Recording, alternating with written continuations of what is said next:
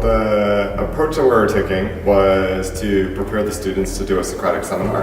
And one of the most difficult things to actually prepare for a Socratic is understanding the ability to ask questions and then also to answer them, especially on a more advanced topic.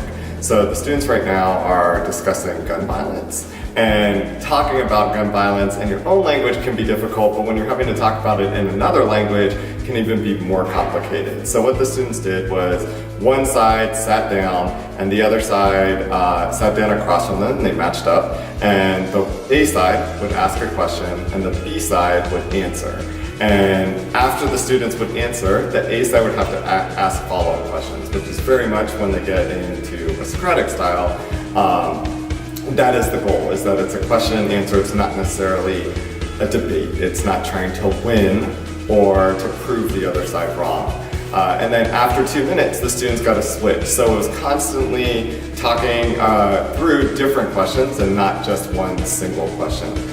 The benefit of this is that as you start talking more and more about the same topic, by the last few questions, you already have some of the ideas in your head, so you're not having to think through the language as much. You're more just thinking about your ideas and how your ideas might be changing, expanding.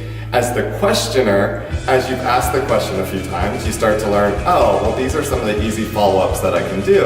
And you get those kind of in your head, so you have these kind of stock questions that make it a little bit easier for when that next person sits down. So you're not sitting there in silence for 2 minutes. You actually can kind of make that conversation grow for the full 2. The one plus that we do have is at the beginning, all the students had question stems. So there's these little cards that if they didn't know what to ask for a follow-up question, then they were able to use these cards and at least come up with something so that the conversation went on a little bit longer.